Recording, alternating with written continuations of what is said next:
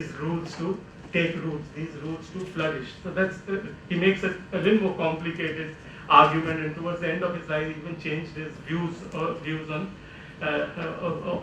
some of these issues. So that's the first point I wanted to make, is that institutions matter, but the constraints which capitalism imposes cannot be overridden by simply reforming institutional framework, understood even in the wide sense that North used it. My second argument is, as I suggested, that in the case of the developing world in particular, what North completely ignores in his writings, to the best of my knowledge, I may be corrected on this, he completely ignores the idea of imperialism. So the idea of imperialism doesn't exist at all in his writings. So I tried to look up the words colonialism and imperialism in the index of his books. They don't exist. So his idea, again, very much like Rawls, is the suggestion that if there is underdevelopment in any society, it is because of internal causes, that you have got it wrong, therefore you cannot develop. That is, something is wrong with your cultural, social, political institution, with the way your elites perform, etc., etc. That doesn't lead to technological innovation, productivity, etc., etc. But all this he traces to reasons which are inside a bounded nation state. So India has not got it right. Sri Lanka has not got it right. Uruguay has not got it right. Rwanda has not got it right. And so on and so forth. Now my argument is that this is to overlook 5 centuries of history of exploitation of the developing world, of the post-colonial world. And we know that the dawn of imperialism begins with the 16th century, with the arrival of the Spanish and the Portuguese invaders into Latin America. That is where they first go and colonize parts of what are known as Latin America today. And I don't have the time, but it's interesting to look at the writings at that time of the most of the principal thinkers of their times. People coming from, for example, the Salamanca school in Spain, persons like Francisco de Vitoria, and look at their arguments about how to justify imperialism, about the nature of indigenous institutions, etc., etc. I don't want to get into that sphere at all. Maybe in the Q&A, if anybody is interested, I'm willing to deal with it. But let me come immediately to the present times. So if the suggestion of North and his colleagues, and I forgot to mention here that many of North, in fact, Douglas North is not studied as seriously as in law schools in particular, even in the United States, where the sub-discipline and law of development came into existence.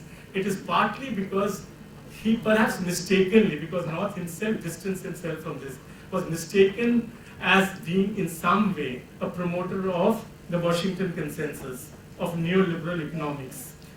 And some of his prescriptions, often in distorted ways, were picked up by the World Bank.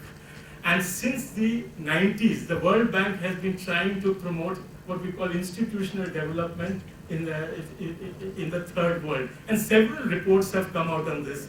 The latest being the World Development Report of 2017, which is devoted to the theme of law and governance. In 2002, they were talking about market and institutions.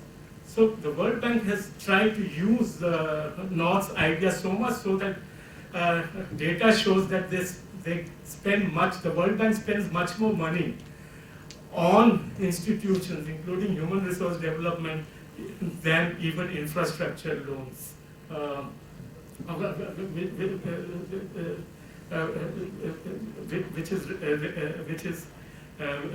Which is remarkable.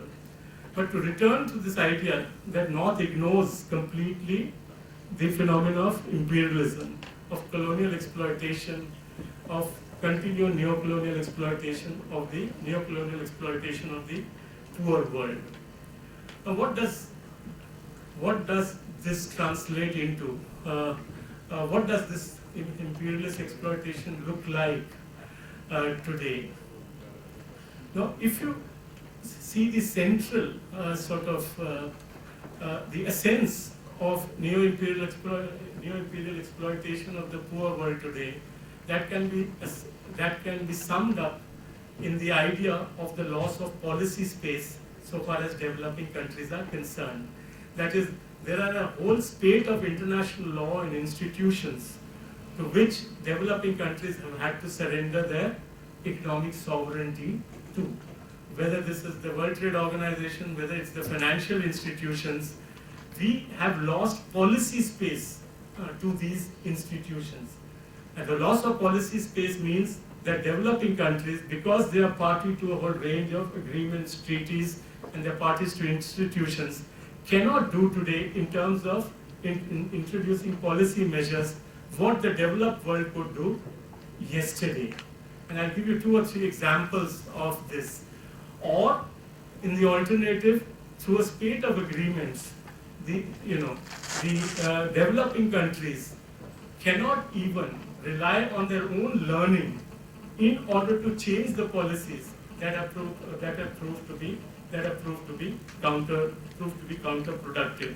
One standard example which is being debated for the last 2 decades in this country, which refers to the intellectual property rights regime, which is embodied in the TRIPS text, or the Trade Intellectual Property Rights text within the WTO. Now, what is the essence of the TRIPS text in terms of critique?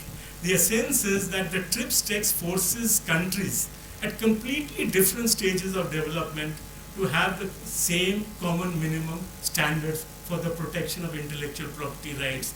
So whether it's Nepal and the United States, India and France, Rwanda and Sweden, or whatever, they all have to conform to minimal standards of intellectual property rights, which means that each of these nations, which is a party to the WTO, then does not have the policy space to have their own, for example, patent legislation, which meets their own concerns, both in terms of innovation and in terms of protection of the rights of its people.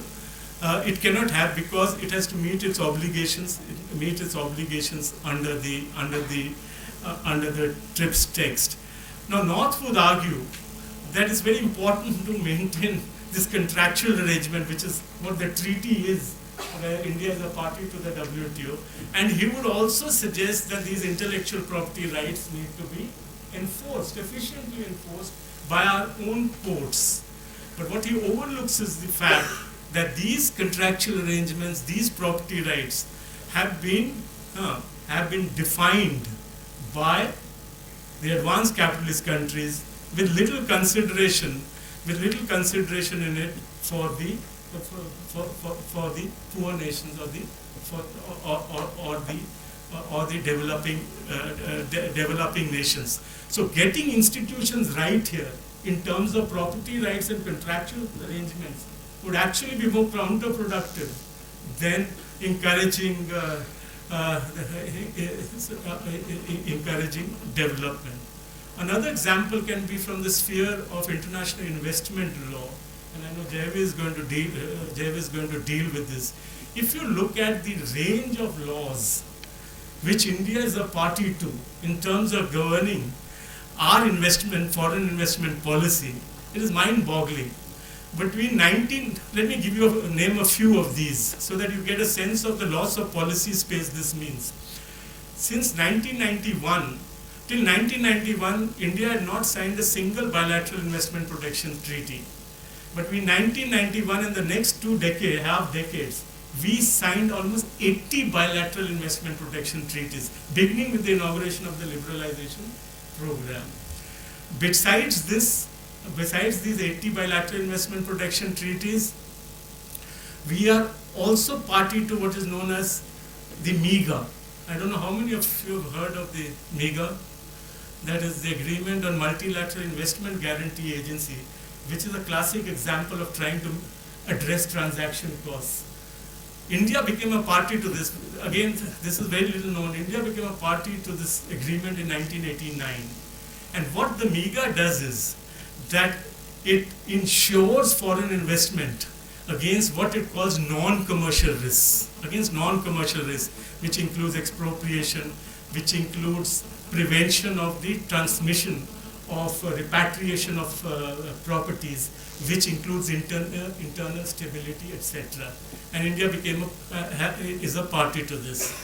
Then we are also party to two, what I call investment agreements, which are part of the WTO regime. One is the TRIMS agreement on trade-related investment measures, and the other is the GATS agreement, which is principally an investment agreement under Mode 3 of the General Agreement on Trade in Services.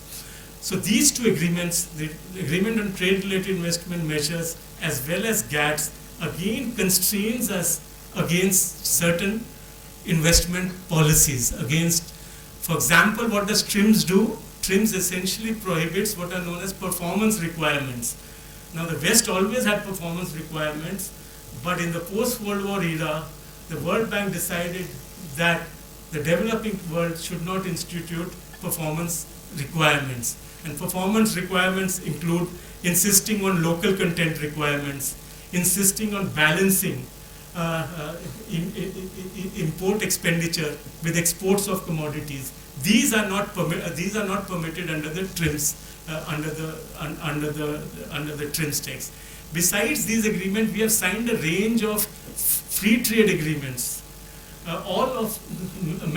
many of which carry an investment chapter, which again constrains the government from undertaking some kind of reforms so far as foreign investment is concerned. Now, the essence of what I'm suggesting is that through a range of international agreements on investment, the government is left with little policy space in which to maneuver its own industrial policies. Nice to have slogans of Make in India, etc. But when we tried, we lost the solar panel case in the WTO because we were insisting on local content requirements. So what is the point that I'm trying to make? First, I suggested to you that getting institutions right is not possible in a situation where the capitalist mode of production is the dominant mode of production, because of the structural constraint it imposes. It runs up against this contradiction between those who are property and those who do not have property. The second thing I'm suggesting is that North and the World Bank and other colleagues of theirs to completely neglect the idea of imperialism and how imperialism bears on the policies of the developing countries. In fact, I want to go further and suggest that it is these imperialist treaties and institutions which are defining the nature of institutions. So North assumes that we can define the nature of institutions that we have, but actually the nature of these institutions are already being defined by the advanced capitalist countries through the use of international institutions, through the use of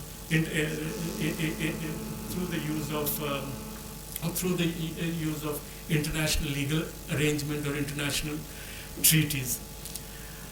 I now wish to move on and talk a little bit about another aspect of imperialism and relate it to the developments in this country in terms of promoting economic development or promoting inclusive development. In this third element, I want to draw in the work of David Harvey, who speaks about, anybody? No? What does David Harvey speak of? The accumulation by dispossession.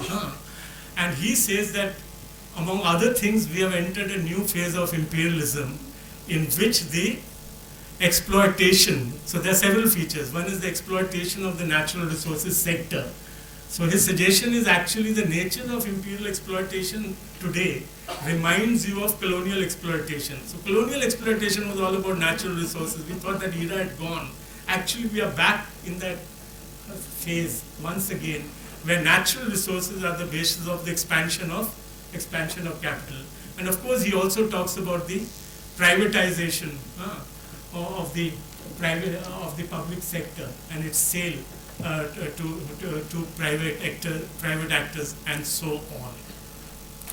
Now, this process of accumulation by dispossession in this phase of imperialism also again considerably constrains the nature of institutions that an independent post-colonial country can have. That is, it clearly inhibits the state from undertaking policies what are in the interests of its own people. Now, in this case, what I want to do is, I want to read out to you a few sort of passages from the Supreme Court's judgment in a case, and I hope I can find this, a Supreme Court's judgment in a case which is well known, which is the Nandini Sundar versus the State of Chhattisgarh and Union of India case, which is also known as the Salva Juro case. Now, in this case, the Supreme Court made certain observations which are very interesting. In fact, at that point of time, and which point towards the whole phenomenon of accumulation by dispossession. And this judgment was delivered in the time of the UPA regime, and their top leadership was so upset with this judgment that they wanted to review it, but refrained from reviewing it because they were advised by their Rajya Sabha senior Supreme Court counsels that this would be counterproductive in other cases, and therefore they refrained from doing so. So, what did the Supreme Court say in this judgment, which was about the exploitation of natural resources in the state of Chhattisgarh? And this is how the Supreme Court began. It began with a reference to Joseph Conrad's well-known novella, The Heart of Darkness, which in a sense captures the whole idea of colonial exploitation. It has received divergent interpretation, at least one of which is that it captures the idea of colonial exploitation. So the judgment goes on, and I quote, that Joseph Conrad describes the grisly and the macabre states of mind and justifications advanced by men who secure and wield force without reasons, sans humanity, and any sense of violence. Quote close. Then in the context of exploitation of natural resources in Chhattisgarh, the Supreme Court went on to cite another essay of Conrad, where he, and I'm quoting Conrad, characterized the actual circumstances in Congo, where he was present between 1890 and 1910, based on his personal experience there, as the wildest scramble for loot that ever discovered the history of human conscience. The wildest scramble for loot. And what the Supreme Court is suggesting is that Joseph Conrad's observations are as applicable to the state of Chhattisgarh as they were applicable to Congo. Again recalling the colonial nature of exploitation. And then it went on to indict the private industry operating in Chhattisgarh. And I quote this passage from the Honorable Supreme Court's judgment. It said, policies of rapid exploitation of resources by the private sector without credible commitments to equal distribution of benefits and costs and environmental sustainability are necessarily violative of principles that are fundamental to governance. And when such a violation occurs on a large scale, they necessarily also eviscerate the promise of equality before law, the equal protection of laws promised by Article 14, and the dignity of life assured by Article 21. Now you cannot, the Supreme Court is no Marxist institution. The Supreme Court often consists of very, very conservative members with very conservative views.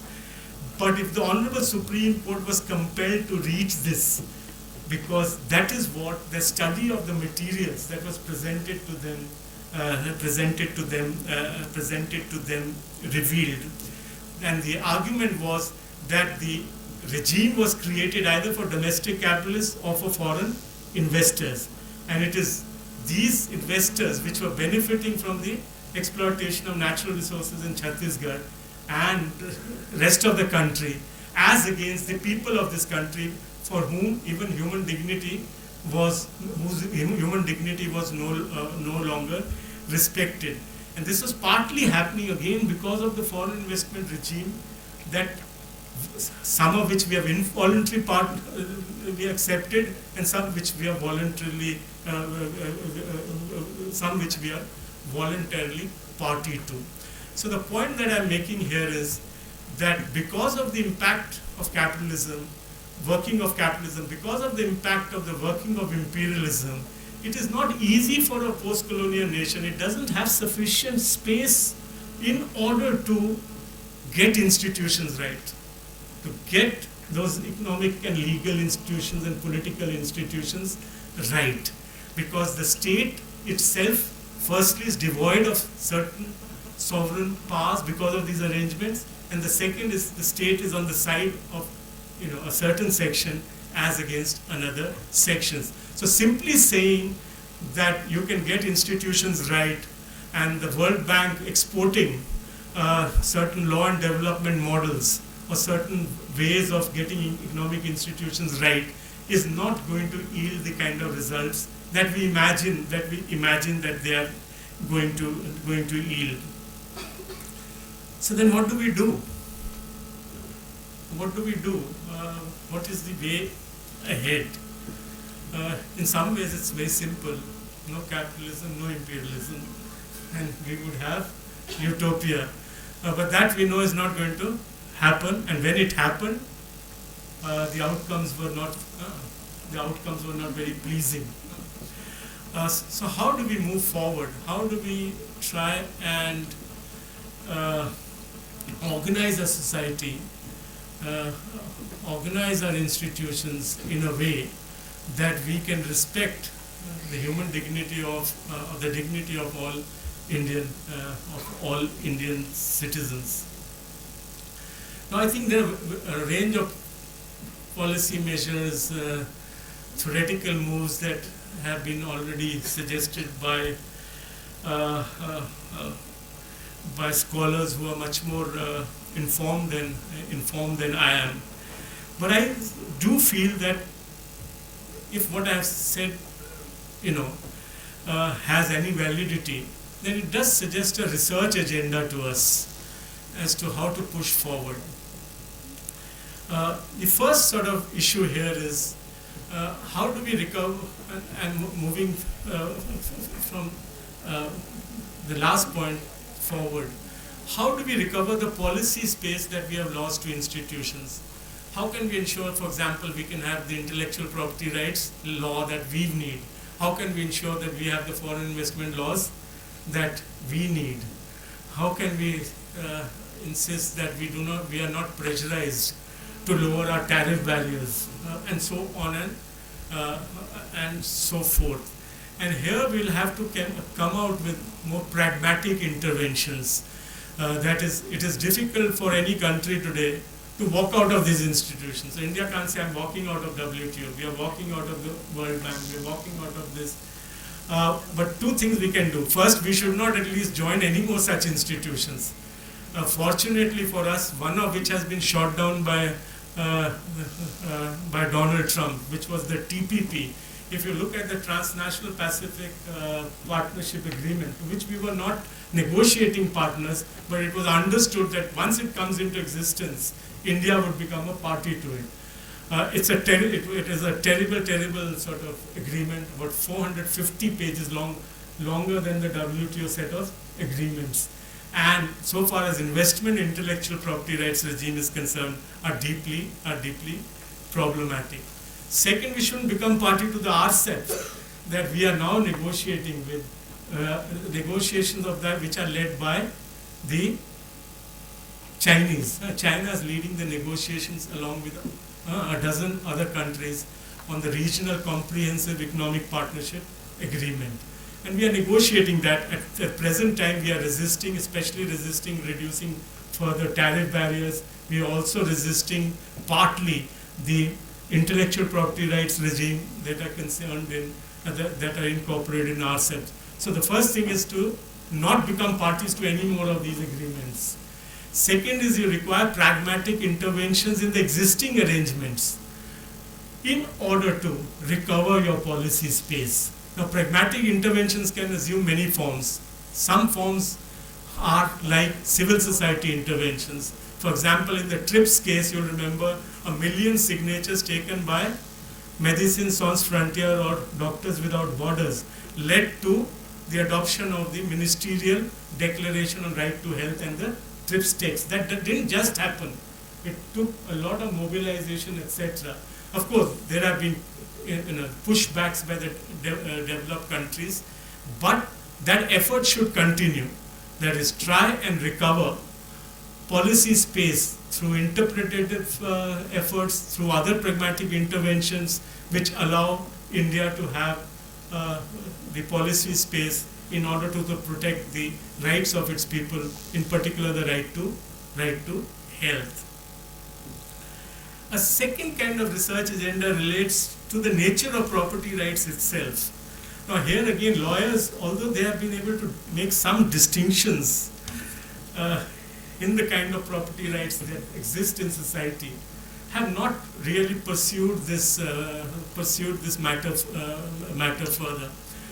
As you perhaps all know, at the dawn of capitalism, there did not exist legal categories in the West which could incorporate what we call capitalist property rights, and therefore they had to borrow from Roman law. They went back to Roman law, and Marx had some very interesting observations on the use of Roman law, that you can go back centuries and borrow categories. And they borrowed from Roman law because Roman law talked about absolute property rights. And this Roman law categories were used. It is not that they were not cognizant of the downside of this idea of absolute property rights. But there was clearly awareness that while there may be absolute property rights on paper and may be contrast to the kind of property rights that existed under feudal regimes, there are in reality no absolute property rights. So there are opposing rights, there are regulatory regimes, so there are no absolute property rights. But what we have not done, which is to disaggregate the notion of property rights, to disbundle, unpack the notion of property rights sufficiently. I know that some were, and then bring that unpacking to bear on current regimes, current legal regimes, or on other on the functioning of other institutions in society. For example, intellectual property rights. We are under threat from the United States. We have been placed under a watch list by the United States as not fulfilling our obligations on the TRIPS text. You know why? Because India issued just one compulsory license, and that is in the famous case, the Bayer case, in which, as you know, anti-cancer drugs were being sold for a monthly consumption cost 1,70,000 rupees, and the firm NATCO, to which this compulsory license was being issued, was willing to sell it at 8,000 rupees. That is about 5% the price that the German pharmaceutical giant was selling this, marketing this drug at. And yet the United States has put us under the watch list of states which is not fulfilling its, and despite our great friendship, despite all the defense arrangements, etc., we are still under that watch list. So intellectual property rights are almost treated as an absolute right for that period of 20 years, for which duration it is granted. But we all know there is notion there is of the evergreening of patents. That is, pharmaceutical firms not only have it for 20 years but have various ways of extended that term. Fortunately for us, there's something called Article 3D, Section 3D of the Indian Patents Act, which was introduced by the left parties in the in the Indian Patent Act, which allowed the Supreme Court in the Novartis case, the other famous case so far as drugs is concerned, to not allow, again, the Swiss giant Novartis to extend the patent, or again on an anti-cancer drug, on the pretext that it had made some marginal changes in the nature of the patent that it had. So the point that I'm making is we need to unpack the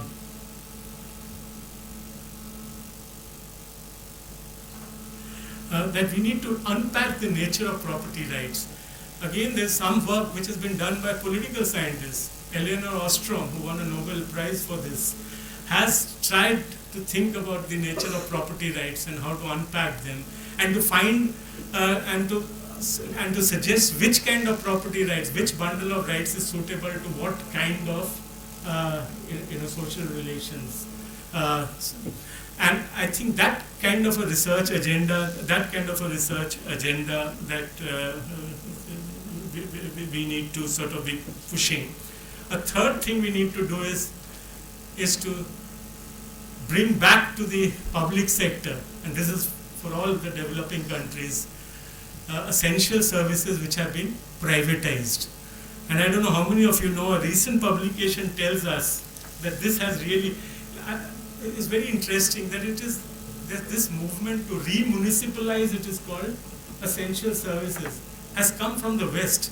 It is capitals like Paris, is mayors of major European cities who have now arguing that the privatization of essential services like water have meant serious problems for the marginal sections in this country. And this movement has actually has begun in the first world. So we need to do two things: at least stop essential services from being privatized, one, and second, to retrieve it back. And the study that I'm citing to you shows that there are various ways of doing it. Establishing cooperatives, establishing other institutional forms in order to recover, in order to ensure that essential services are not privatized, with consequences for the most marginal sections, of the poor. And finally, of course, I think we need to have a sort of rights-based opposition, or a human rights-based opposition to the current neoliberal policies being pursued by the government in India and elsewhere in the developing world. This, from the left perspective, of course, this raises a whole host of questions. The left, the one reading of Marx has been that he was opposed to using or deploying the language of rights in order to advance the interests both of the working class as well as of other marginal sections within capitalist societies. As he wrote in the critique of the Gotha program, that rights can never be higher than the economy and accompanying civilization. That's the phrase he used. And that made some leading political scientists or leading thinkers of the 20th century ask that can a Marxist, this was the title of a very famous essay that Stephen Lukes has written, can a Marxist believe in human rights? And he went over Marx's observation in the famous essay on the Jewish question, etc., and said, no, a Marxist can't believe in human rights. My own reading is somewhat different.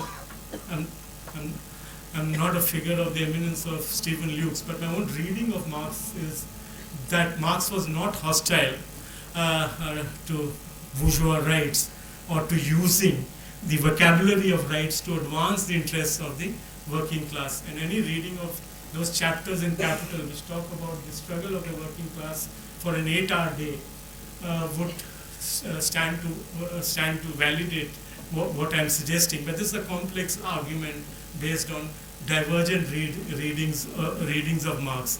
But my own reason is one which is captured best by by a contemporary historian, Samuel Moyn, who teaches at Harvard University. He wrote 5 years ago a text which acquired instant fame, which was known as The Last Utopia. This is the title of Samuel Moyn's work.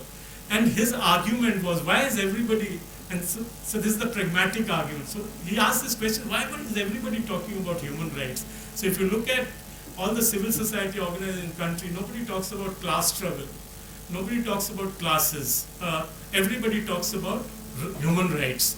And they use the human rights vocabulary to fight, even whether it's rights of women, whether rights of indigenous tribals people, whether rights of Dalits, you use the vocabulary of rights. And so he asked the question, why suddenly has everybody woken up to the vocabulary of human rights? And he said that this has come about only since the 70s. And this raised a whole kind of range of controversy. This has happened only since the 70s. And his argument in a nutshell is the following. He says that because by the 70s, the other two utopias had collapsed. And which were the other two utopias? The socialist utopia had, by the 70s, it was very clear that it was headed towards where it actually headed. And the second was the post-colonial utopia, the hope that post-colonial states will deliver on the development agenda, that they will deliver on the promise made to their own people that after independence we will ensure the welfare of our people. And once these two other utopias collapsed, everybody put their dreams and aspirations, imaginations, etc. into the basket of human rights, because no other vocabulary was available. Socialism, the vocabulary of socialism had been discredited. The post-colonial state had turned into a predatory state in many countries. The capitalist path was what was oppressing. That was what this imperialism is all about. So where do you go? And then they turned towards the language of rights and said, okay, let's put our faith in the language of rights. And that is why, and it's very interesting that there is not a single category of people in the world who do not have an human rights agreement to themselves. Everybody has. Other than maybe, if I may say, politically, other than men, because men inform those centrally the other agreements. So you have a separate agreement for women, the Convention on Elimination of Discrimination Against Women. You have a separate agreement for children. You have now a declaration on the rights of indigenous peoples adopted in 2000. You have a separate convention of persons with disability. You have a separate declaration on internally displaced persons who get displaced because of development, and so on and so forth. There is not a single category of marginal people who do not own a convention, literally own a convention, because they feel that the language of rights is so legitimated in our world, thanks to the campaign in one sense of imperialism, that it can be used in order to push back policies that we... So I think we need to debate. The point I just wanted to make was that among the several pragmatic matters that we need to consider, the pragmatic agenda we need to consider, we also need to debate about the relevance of the vocabulary of human rights in order to push back imperialist policies, in order to push back deep exploitations by our own domestic investors, and so on and so forth. So let me conclude. I don't know if all of this makes any sense, but let me conclude by saying that the basic argument I'm suggesting is that any country which needs to promote economic development needs to get its legal institutions right, along with cultural institutions, political institutions, etc. But the post-colonial nations live with certain structural constraints which are imposed by and I didn't have time to get it, imposed by a certain kind of capitalism, which I call recessed capitalism, as you know, the absence of land reforms, etc., and accompanied by imperialist exploitation, that because of the structural constraints, even firstly, we cannot get institutions right because we are constrained. The constraint itself is an institution. Remember, North defines the whole idea of institutions as a set of constraints. And these impose, so this is an institute, imperialism is an institution in itself, going by the definition of North himself. And therefore, if we have to move towards inclusive development, we need to, as academics, look at alternative possibilities, look at alternative futures. And I'm quite optimistic that these alternative futures are there. We need to learn from the lessons of why socialism failed. We need to draw on best practices from, not the nicest of terms, but best practices from elsewhere in the world, and try to create an alternative imagination, an alternative set of policies which allow us to pursue inclusive development, which offers to the Indian people what is promised in its constitutional, in the preamble to the constitution: justice, political, social, and economic. Thank you so much. Thank you, sir. It was a wonderful presentation of logically interlinked arguments against Douglas North's argument of having institutions right to get inclusive development. He also put forward some valid suggestions for the post-colonial nations to get it right. Now, we'll have a discussion on this address after the felicitation by Dr. M. Jayaprakash, who is the Registrar of University of Kerala. I invite you, sir, to do the felicitation. Most Honorable Professor B.S. Chimmai, Professor Satish K. Jain, Professor Javier Singh, other distinguished professors of other universities who have come over to the Mother University of Kerala for making wonderful presentation on the theme of the 3-day international seminar, Law and Institutions for Economic Development.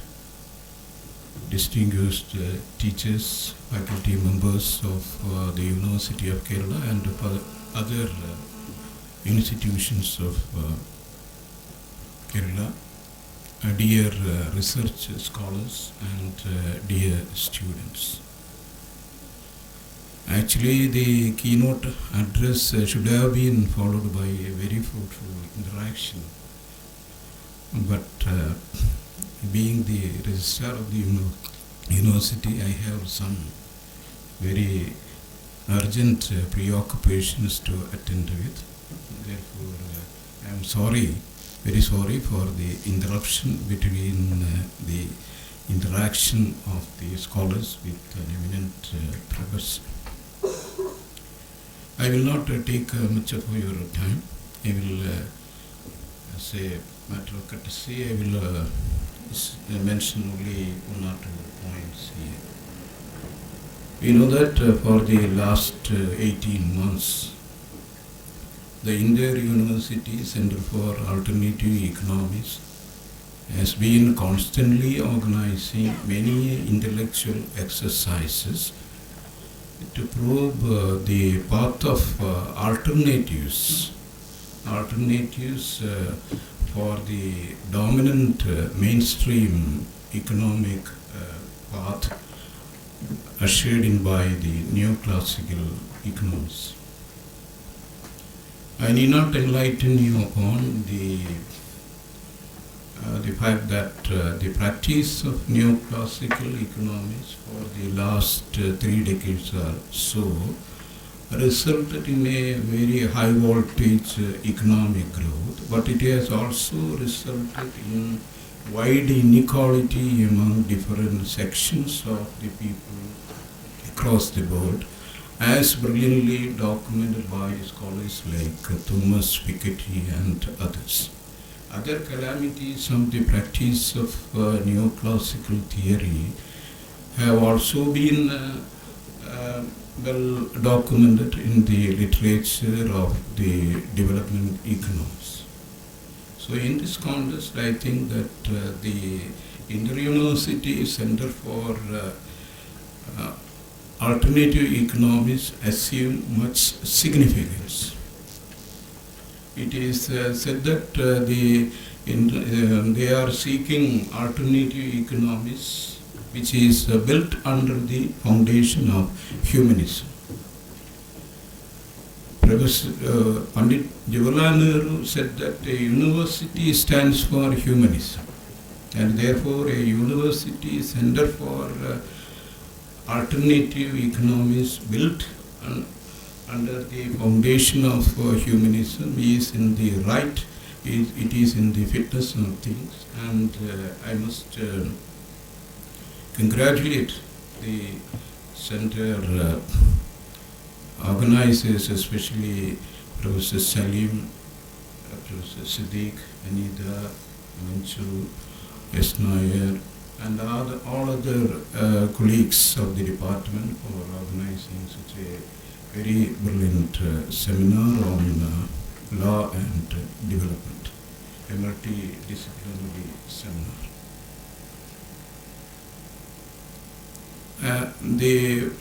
Already a very enlightening keynote address have been made by Professor Chimney. Why institutions fail to do their job in a very fruitful manner, what are the constraints, what is the way out. Important suggestions have been made by this great professor. So it is time to probe about all these things. We know that India is a country which has enacted a number of laws for the emancipation of the people, especially the downtrodden, especially the people who are denied their rights. One important, I will illustrate only one important law which had been enacted as a tool of economic emancipation of the rural people, the Employment Guarantee Scheme.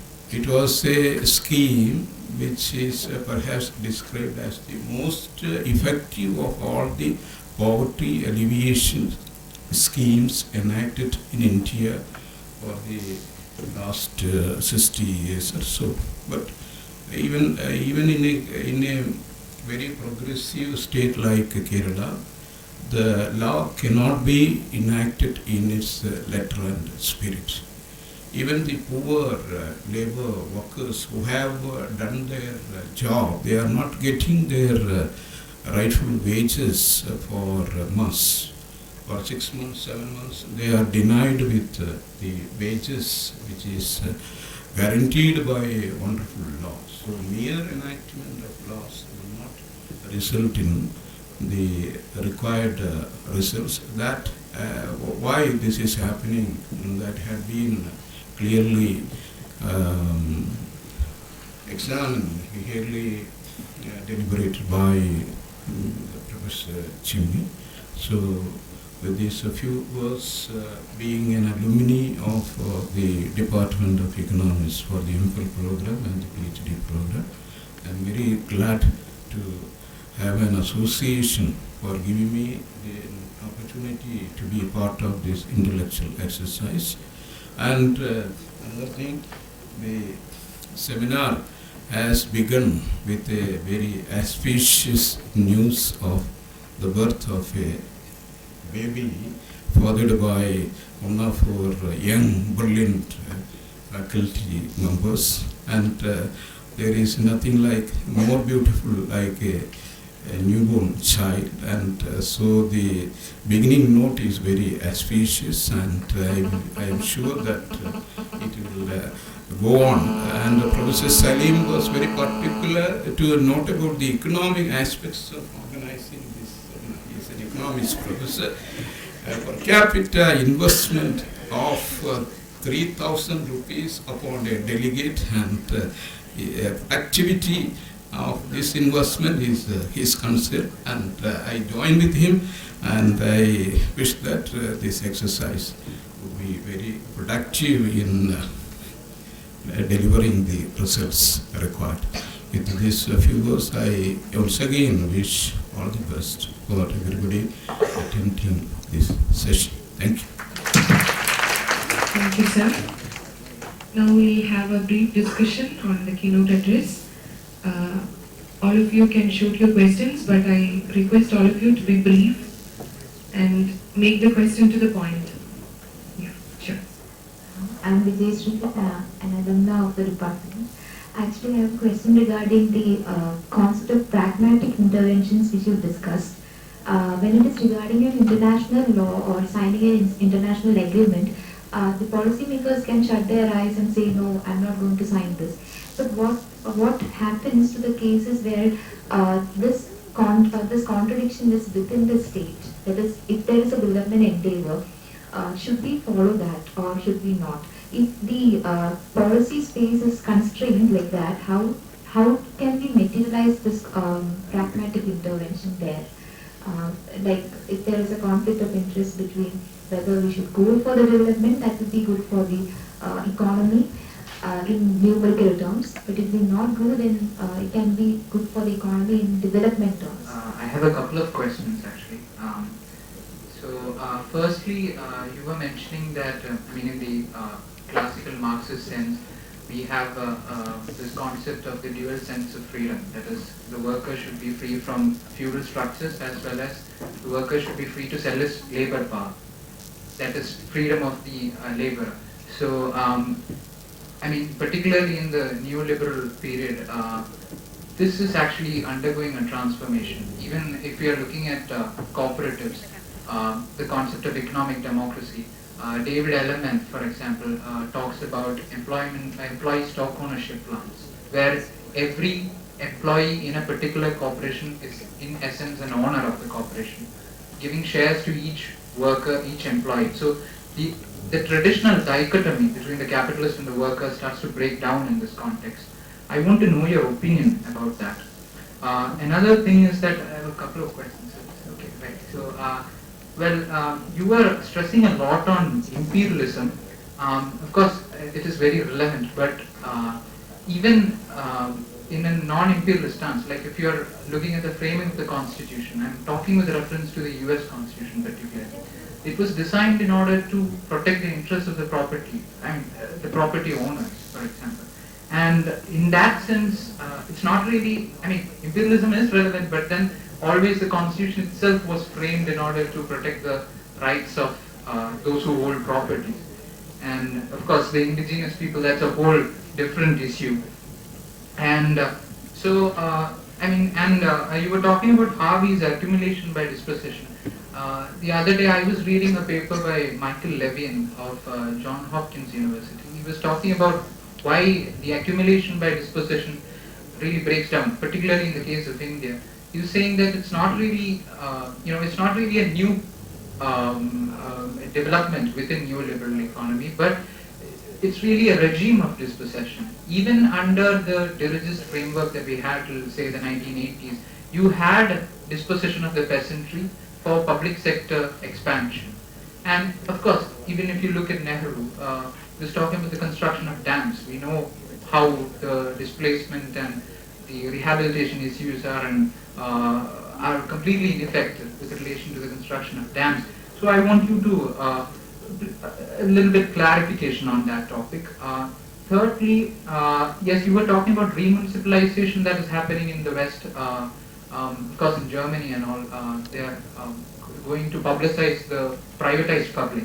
So, in that sense, last week or so, we had the Niti Aayog's, policy recommendation of privatizing healthcare, in the sense that they're, suggesting private-public partnerships. I want to know your opinion on this. Of course, there is an ideological element in all this, but I just want you to elaborate on that if you could.